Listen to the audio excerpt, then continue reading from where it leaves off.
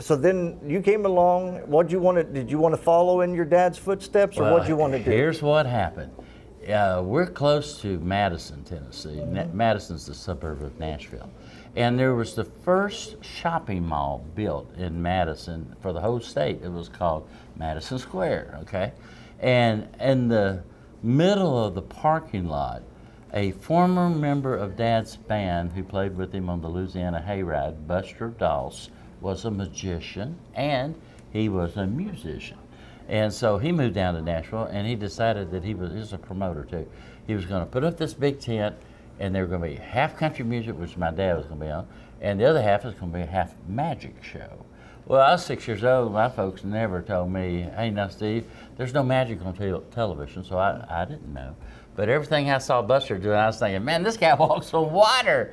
And then he came over to my house and showed me how to make a walnut disappear, you know, with a little sleight of hand. I've been at it ever since. So basically, I was a magician my whole life. But I am in the music business. I have a record label and I have Kilgore Country.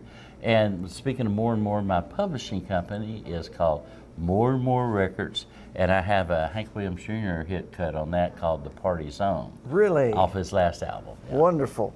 In your life, have you ever had a real job? So my wife said, Steve, you know, this magic thing is really bottoming out. You better go get some kind of a real job. I said, well, let me look in the paper and see what I could do. I said, hey, here's a job. They're looking for 2 people. And it's called Snappy Car Rental. And here was the deal.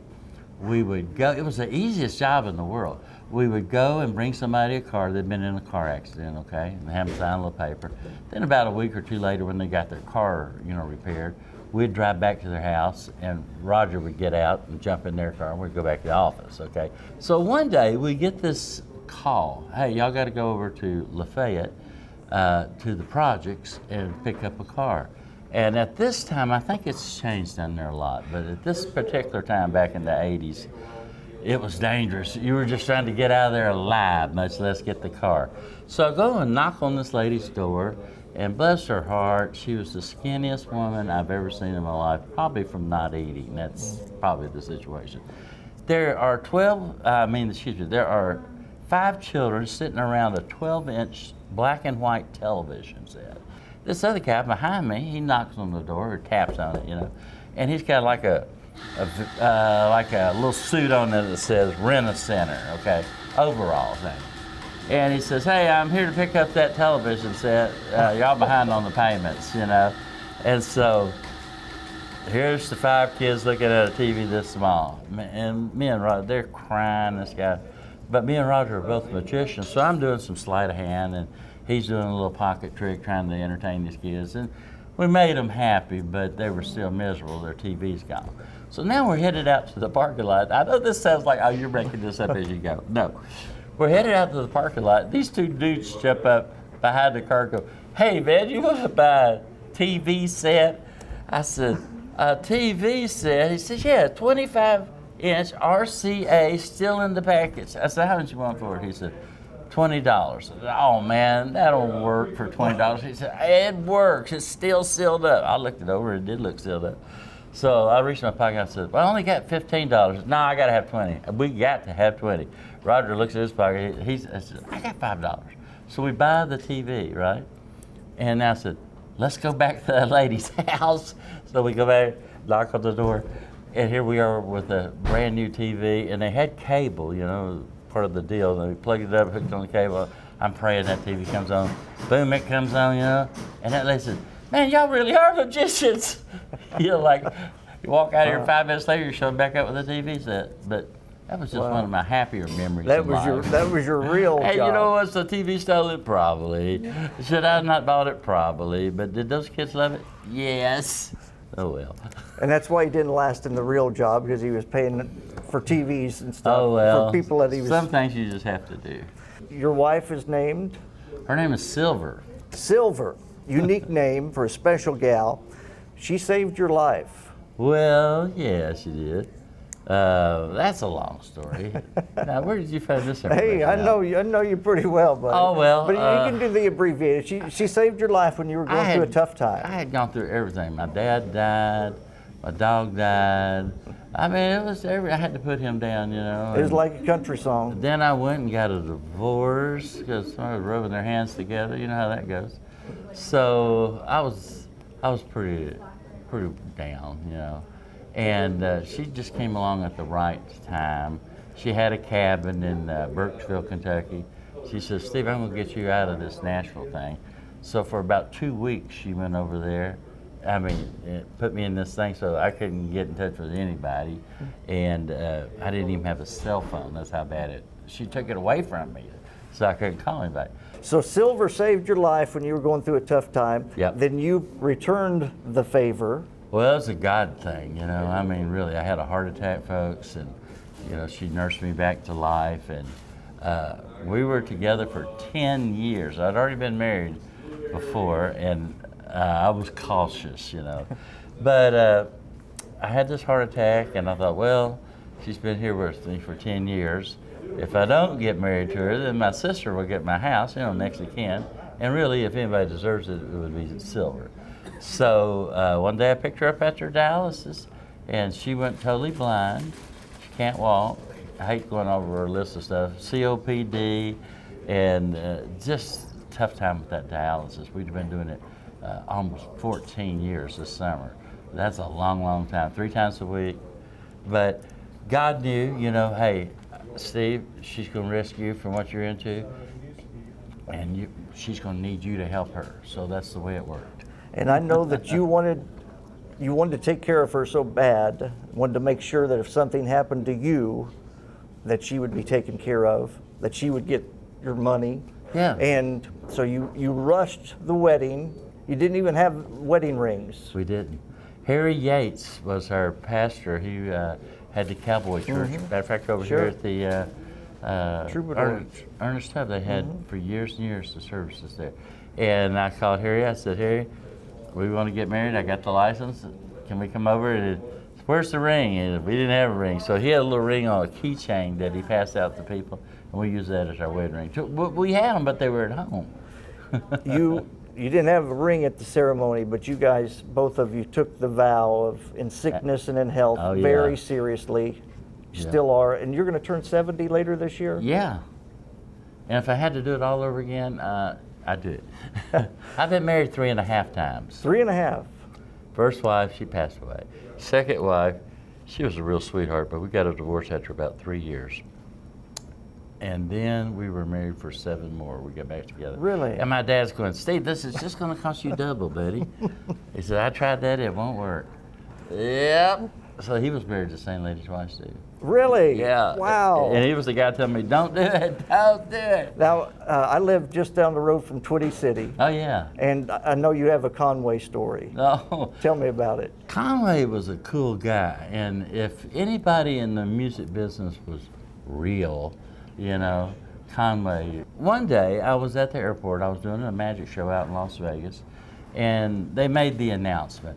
"Ladies and gentlemen, we have overbooked the flight back to Nashville, the 4 o'clock flight, and we need one passenger to please give up their seat voluntarily, and we'll put you on the 6 o'clock flight back to Nashville, just 2 hours, and we will advance you to first class." I'd ridden on about 1 million airplanes and never had ridden first class, you know. So I said, "Yeah," I went up to him. I said, "I'd be glad to do that. Nobody's waiting on me at home, you know." So I waited a couple hours, and when I got the board, I was the first one on, you know. And all of a sudden, Conway and his wife sits down beside me. Conway's sitting beside me, and you know, growing up in the music business, you learn real fast, you don't bug entertainers because they're either tired or, you know. I said, "Hey, Conway, I don't want to drive you crazy or bug you or anything, but sounded like ringoffire, didn't it?" It sounded like it. I said, "But I know you know my dad. His name's Merle Kilgore." He says, "Oh, I just love Merle. What a great guy. Him and Hank are my buddies." He said, "Would you do me a favor?" I said, "What's that, sir?" He says, "When I'm on stage, I'm Conway Twitty. But when I'm off stage, I'm Harold Jenkins. I have to separate them. I can't live my life as a fictional somebody that I'm not. I'm a singer, I'm an entertainer, but when I'm off the stage, I'm Harold Jenkins." I thought that was pretty cool. Then about 3 months later, he had some kind of aneurysm in the stomach, aortic aneurysm that killed him. Yeah. That's how he died. He was a great guy. He was great. Can you show us your ventriloquist a little? Sure.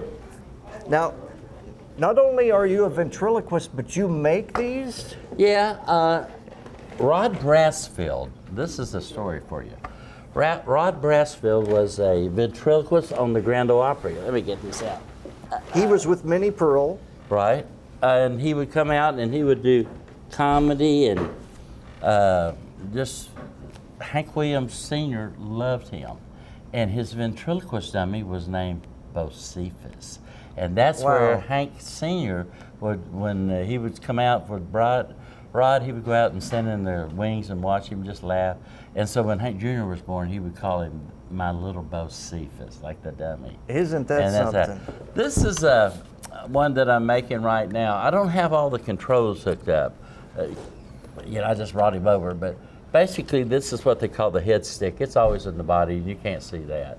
And his eyes can move back and forth. I don't know if you can catch that. And he's also got some winkers and blinkers I'm working on. Let me see if I can show you these. You see that? So he can wink. Don't be winking at the girls, and that always gets a laugh. And then this one. And show us the back. Oh, that's where all the mechanics are. I had no idea they were this complicated. They're very complicated. And I have a expert artist. His name is Shannon Shrum. And he used to work at Opryland. And he paints my dummies for me. And this dummy is different from this one. This is called a cast model. Somebody took clay, then they made a cast, and that's it.